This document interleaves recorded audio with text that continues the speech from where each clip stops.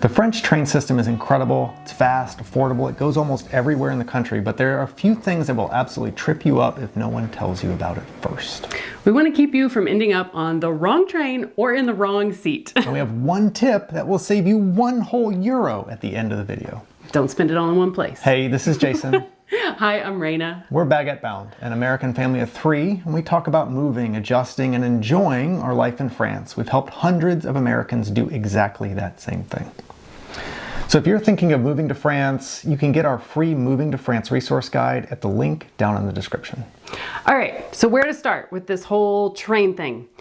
We're going to start at the beginning with buying a ticket. Place to start. Yeah. So you can buy your tickets either at the station through a manned booth or a ticket kiosk, but you never know. Sometimes at smaller stations, there might be no one in the booth or the ticket kiosk could be broken. So the best way is to buy your tickets through the SNCF Connect app.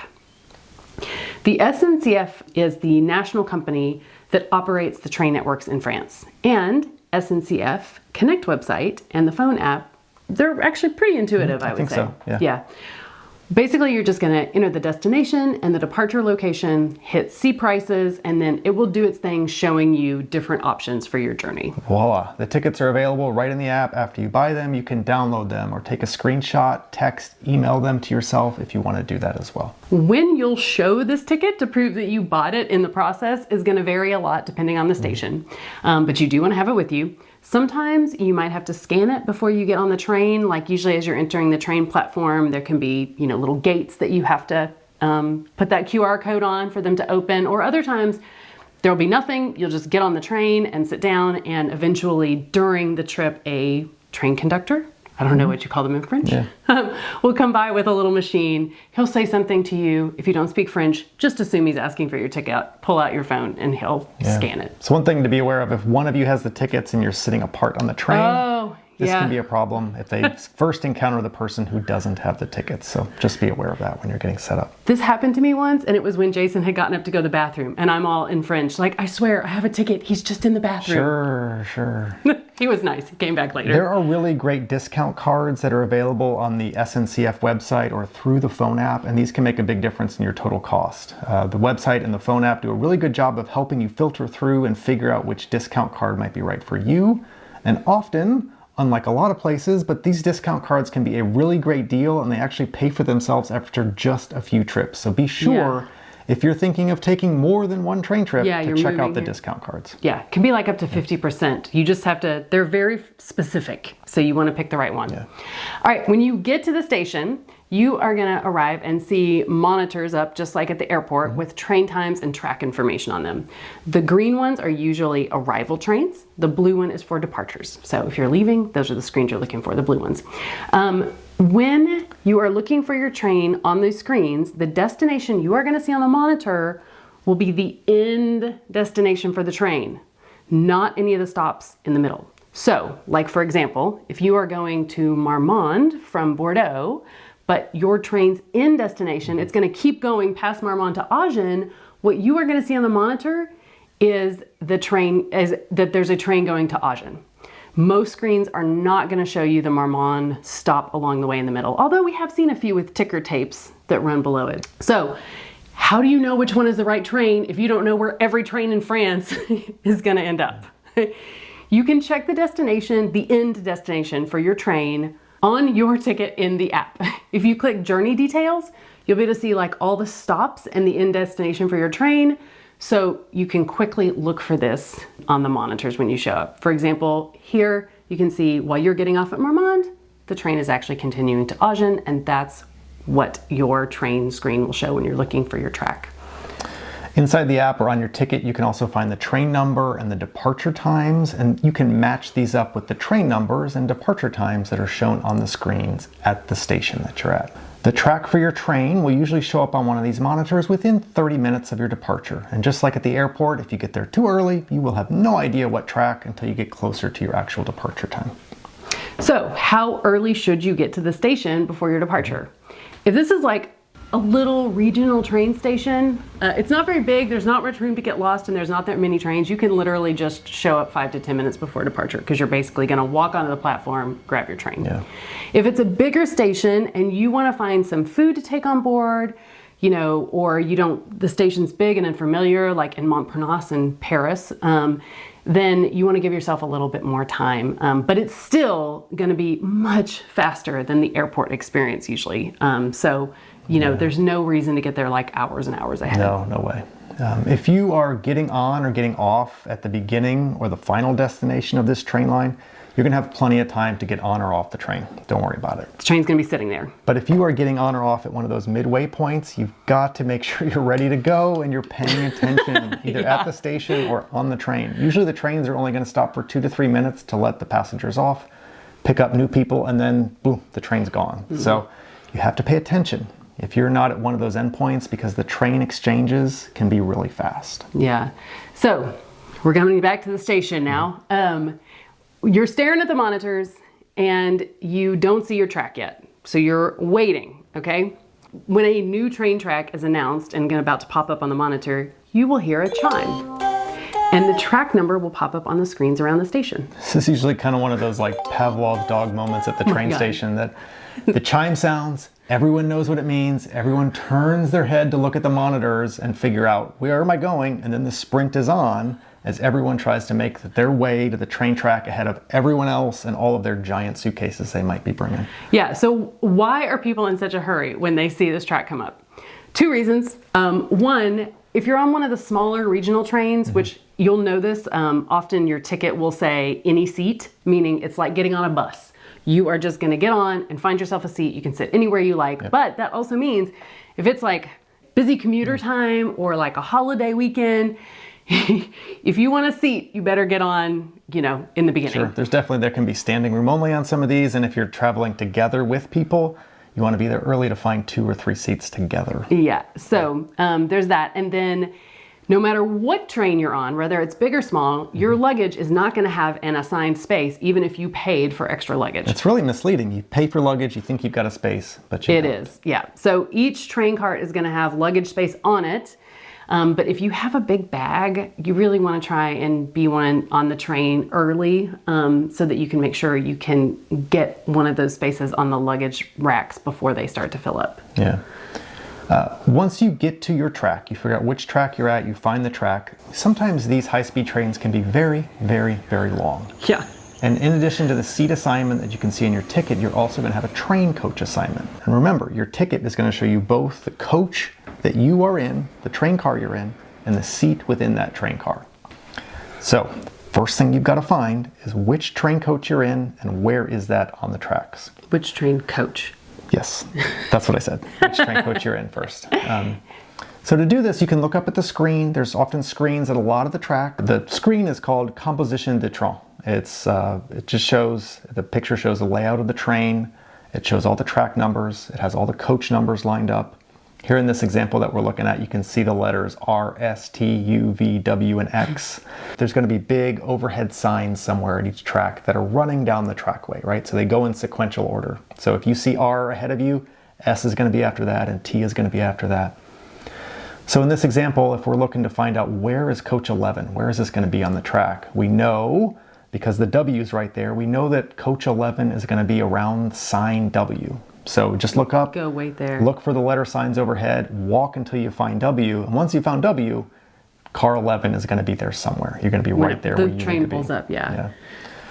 So when you're walking down the train, looking for your coach, this is really important to remember. You're not going to be looking at the giant numbers that are painted on the outside of the cars. You can just ignore those giant painted numbers on the train car itself. They're just completely meaningless to your journey. First I was like, then why are they there? I know. I can't explain that. That's not just ignore them. Instead, the coach number or the train car number, this information that you're looking for, usually this is on a digital box near the doors on each car. Sometimes these are on paper signs that are tacked up over or kind of on the back side of the door. Something's not working. When the digital one's not working. So keep an eye out for those things. When you board the train, then you're going to see signs right at the doorway pointing you with arrows towards the seat numbers. So you'll know which, if you need to go to the left, to the right, or up the stairs. Always check your seat number before you get into this crush of people, because no one wants to be that person who has to pull out their phone in the middle of this whole stampede to the luggage rack. and try and be like, oh wait, what seat was I in? It's so nice if you've already got that in your brain. The seat numbers themselves can be in all different places depending on the type of train, the model that you're on. So I've noticed sometimes they might be like overhead, sometimes like, kind of like in an airplane. Above the chair. Above the chair. Sometimes it's on the chair itself. Sometimes it's on the side of the armrest. It's like, just look around and, you can figure it out. You're probably, as you get on, you're going to pass luggage racks on your way to your seat. When you pass a luggage rack, if you've got a suitcase, drop your suitcase right there. Individual seats on the train do not have their own assigned large luggage racks. Yeah, for big things. So if you have a big bag, you will be dropping it off at one of these kind of communal bag storage or bag racks in the train coach itself. It's really tempting sometimes to try to pass up that open luggage rack that you see, and you're hoping, I'm going to find one much closer to my seat.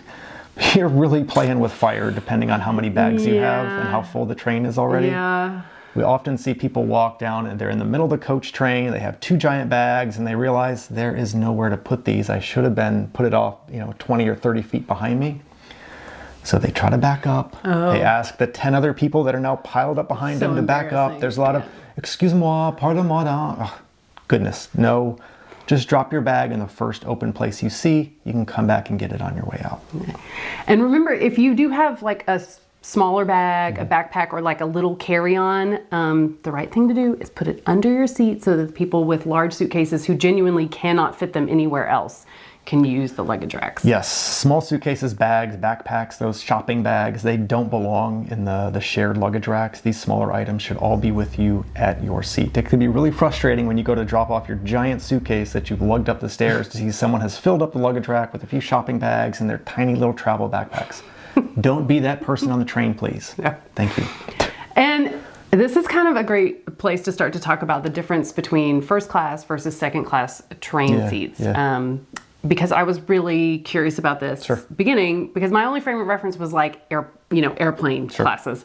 So first of all, on smaller regional trains, between like the smaller towns, there's usually not classes at all. And if there is, there's usually so little difference. Sometimes on those smaller regional trains, first class gets you an assigned seat, but it's the same. It's the same experience. Yeah. So, and then, but on the larger high-speed trains, there are, of course, there's different train models. We're not speaking for every single one, but I think we've pretty consistently noticed like 5 differences between first class and second in most trains.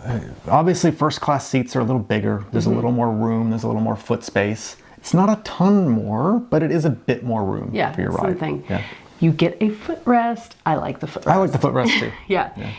And you also have like this fancy 2-part tray and a coat and purse rack, which may look like not a big deal, but it's nice. The little one, you can pull it out and just put your phone there to charge, or if you just have a cup of coffee, but you still want to like cross your legs. Like, I don't know. It's just, I like the options. Yeah, it's nice to be able to hang something there without having to drape it over yourself or stuff it down at your feet. It's a nice extra thing. Yeah, not a huge thing, but. First class, you will also have your own charging outlet versus having to share one with the masses around you in the shared Usually seats. just your seatmate. Yeah, I know, but still, you get your own charging outlet. Yeah, which can be a big deal on longer journeys. On longer journeys, sure.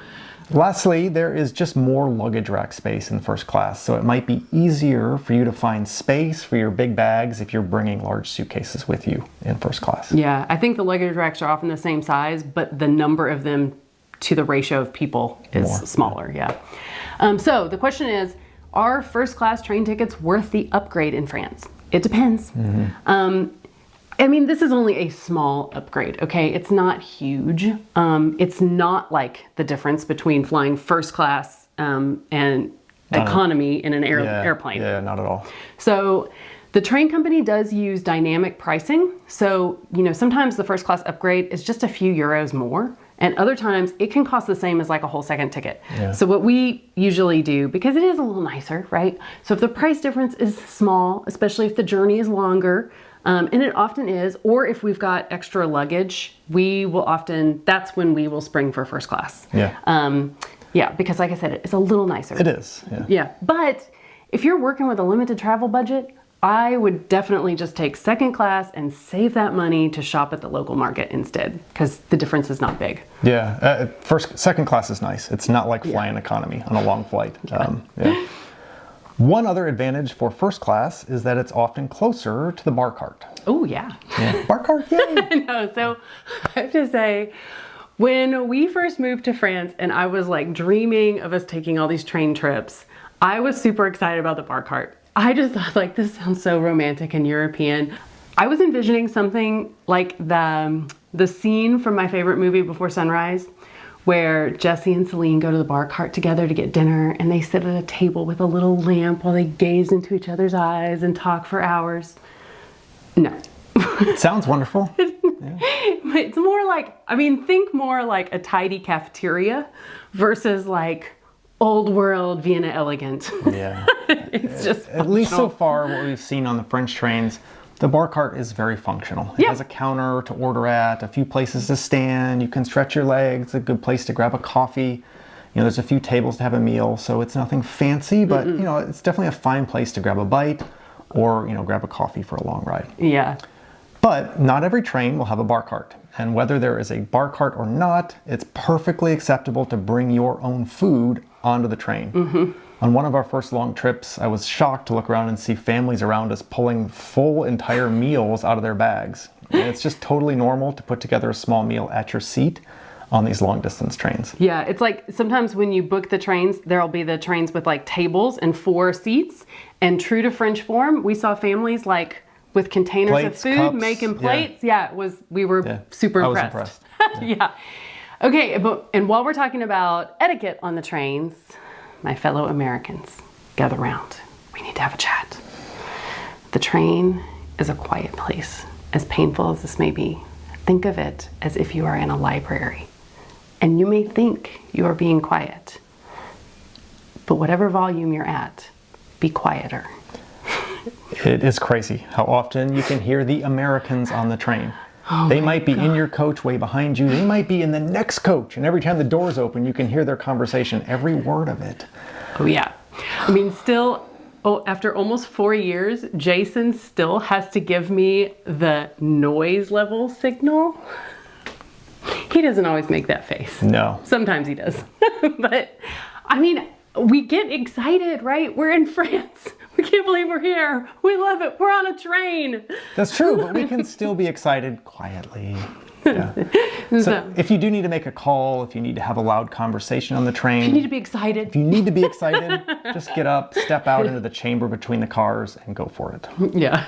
And so, also, there are bathrooms on the trains, both on the like smaller regional ones and the big trains. And they are usually in pretty decent shape. I think so. Yeah. Now I do usually always, I keep like a little mini Kleenex tissue pack in my purse for an emergency, just in case they don't have toilet paper, which does happen. But otherwise, you will find these bathrooms, usually in the regional trains, they'll be like at the end of the car. Sometimes you'll see a big rounded door that you wouldn't even realize is a door until you see the little bathroom symbol. They'll be like near the doors, near the end of the cart. And then on the bigger high-speed trains, usually they're kind of in between the cars. So like maybe at the top of the stairs or near the luggage racks. Yeah. And here is the biggest train tip of them all. This is the one you've been waiting for. Always use the bathroom on the train when you get close to your station and you're getting off. The bathrooms on the train are free. The ones in the station are always going to set you back €1. So save yourself that valuable euro and go to the bathroom before you get off the train. Yeah. All right, so the train system in France is one of our favorite things. Showing up and walking on without going through airport security, there is no comparison. It's so much better. Yeah, everything about it is better. From the station, the boarding process, the chairs you're in, the experience, the bathrooms even. I'm very annoyed now every time that we end up having to take a flight and aren't able to take a train. So if it's your first time in France, don't be intimidated. Take on the train. You are going to love it. Yeah, and if you've taken the trains in France many times before, tell us in the comments your favorite train moments. The good, the chaotic, the accidentally ended up on the wrong city train. It happens. Yeah, it does. Because we can all learn from it and sometimes have a little laugh together. Thanks for watching. A bientôt.